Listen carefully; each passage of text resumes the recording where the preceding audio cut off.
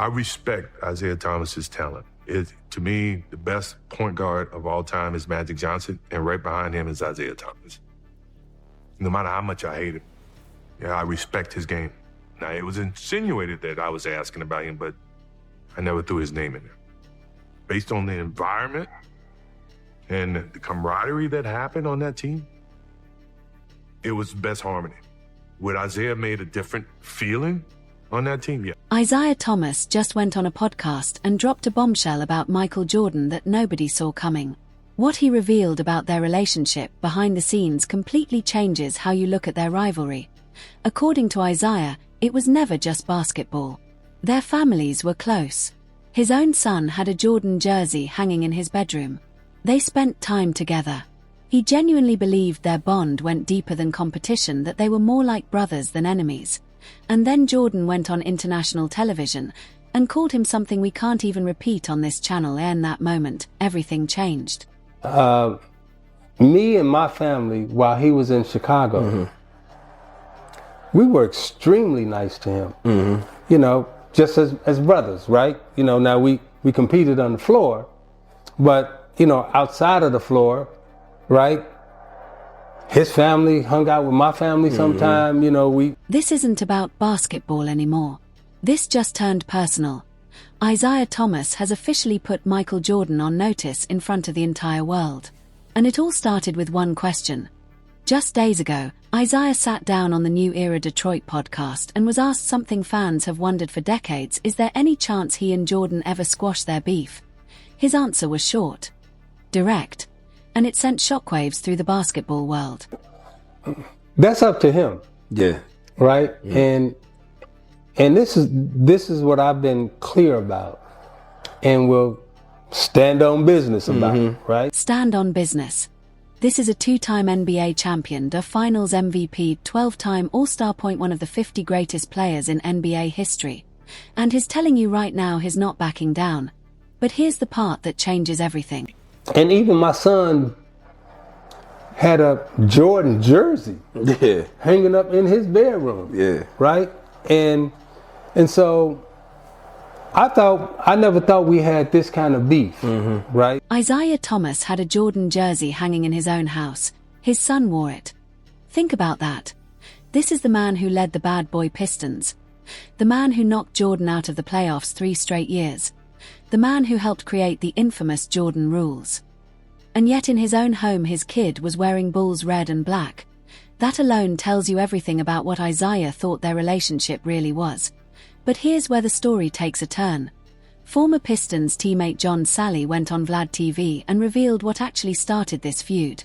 And according to him, it wasn't the dream team snub, it wasn't the walk-off, it was something far more personal. Right now, exclusive on Vlad TV. Isiah goes home and his nephew is wearing a Bulls jersey, Michael Jordan Bulls jersey. Okay. He said, hey, what are you doing?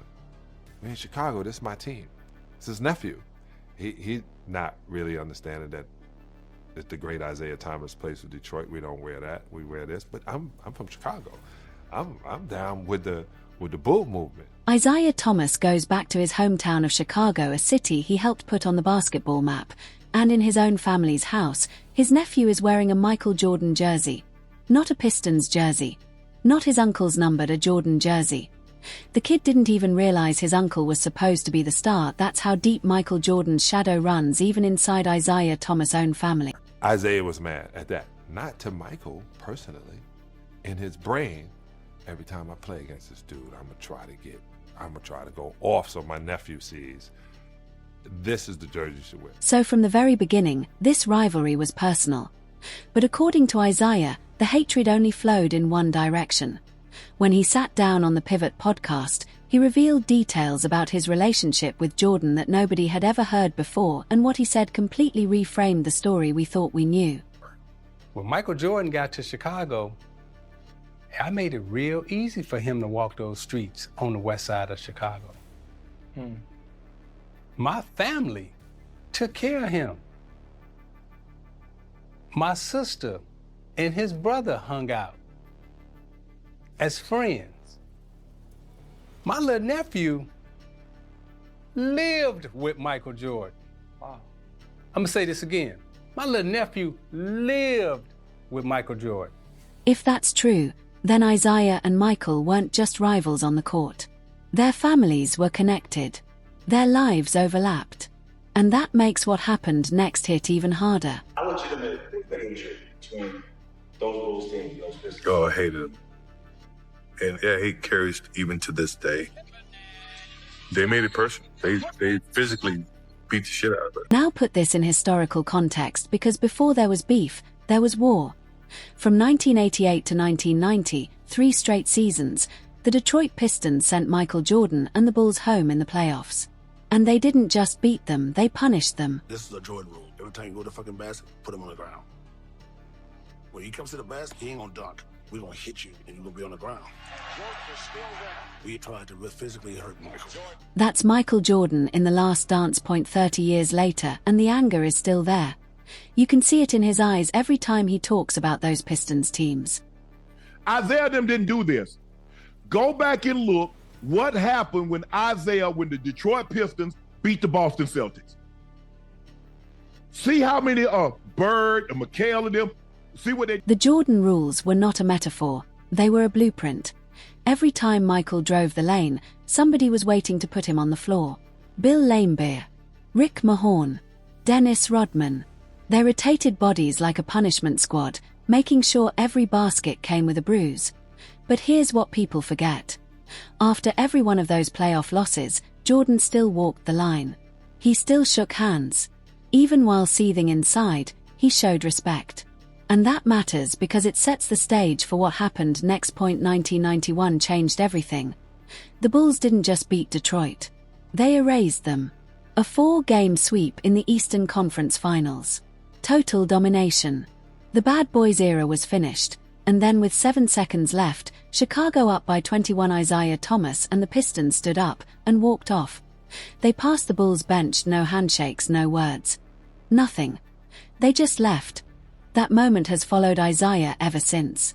2 championships, a finals MVP, and the walk-off. For many fans, that is the Isiah Thomas story. But here's the part that almost nobody mentions. In 1988, Larry Bird and the Celtics did the exact same thing to Detroit after losing the Eastern Conference Finals. They walked off without shaking hands. Nobody remembers it. Nobody brings it up, and Bird's legacy? Untouched. Which raises the uncomfortable question, why is Isiah the only one who still has to answer for it?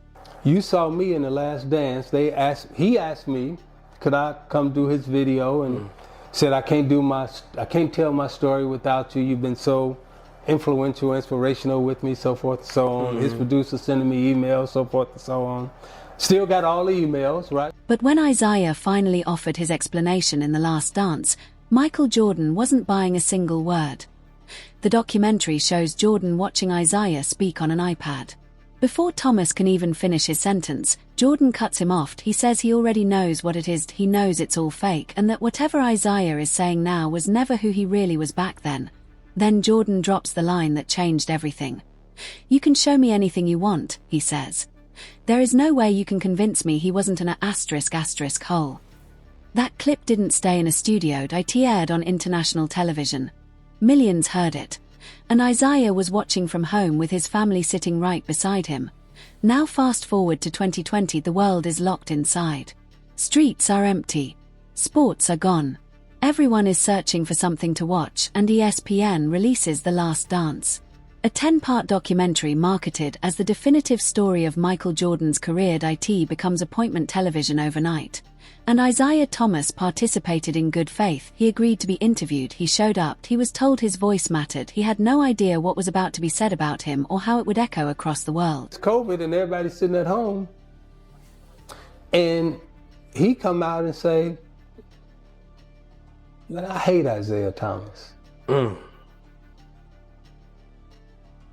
That stuck, man. Right? After, like I say, I put on 3-piece suit, came dressed, and so I feel like he set me up in his video, right? Isiah says he has receipts. He kept the emails. Jordan's people told him he was essential to the documentary, that the story couldn't be told without his voice. So he showed up, put on a 3-piece suit, sat under the lights, Spoke his truth on camera. He was professional, he was respectful, he believed he was there in good faith. Then the documentary aired. The world was locked inside. Millions were watching. And on international television, Michael Jordan looked into the camera and said he hated Isiah Thomas and called him an asterisk hole in front of the entire world. No warning, no heads dash up, no chance to respond. Just a public execution of a relationship Isiah thought was real. So, not making that team, that definitely hurt.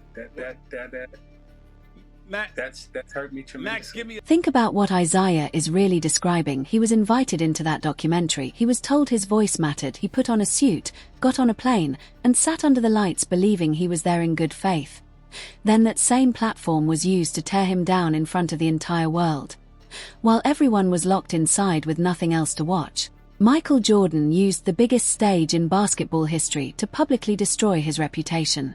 From Isiah's point of view, that wasn't competition. That wasn't rivalry. That was a setup. And he has never forgotten it.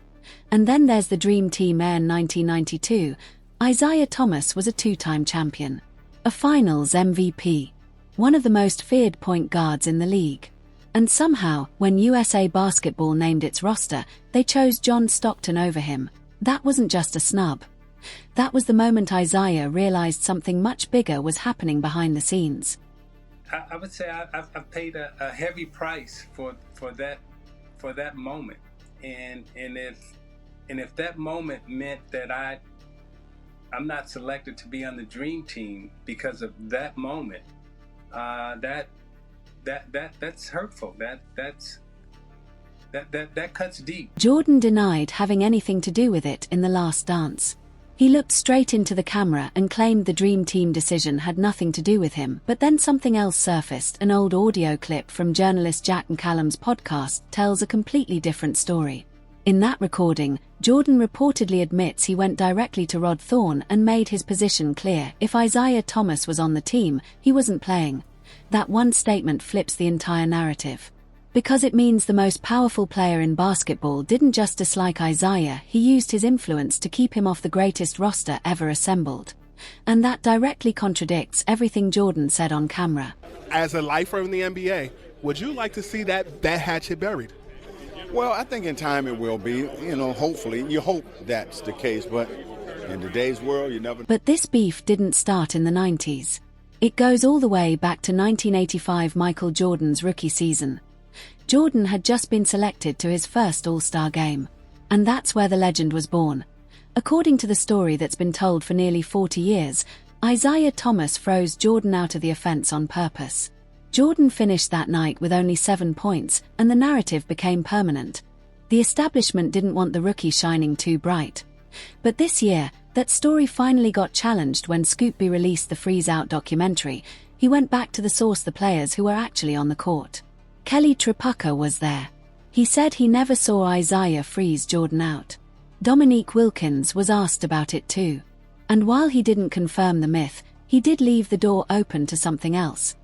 When asked whether Jordan and Isiah could ever truly reconcile, Wilkins said he still believes it's possible. Which makes everything even more complicated because maybe this rivalry was never what we thought it was. This dude got on national television, international television, and called me an asshole, somebody who's been really good to him.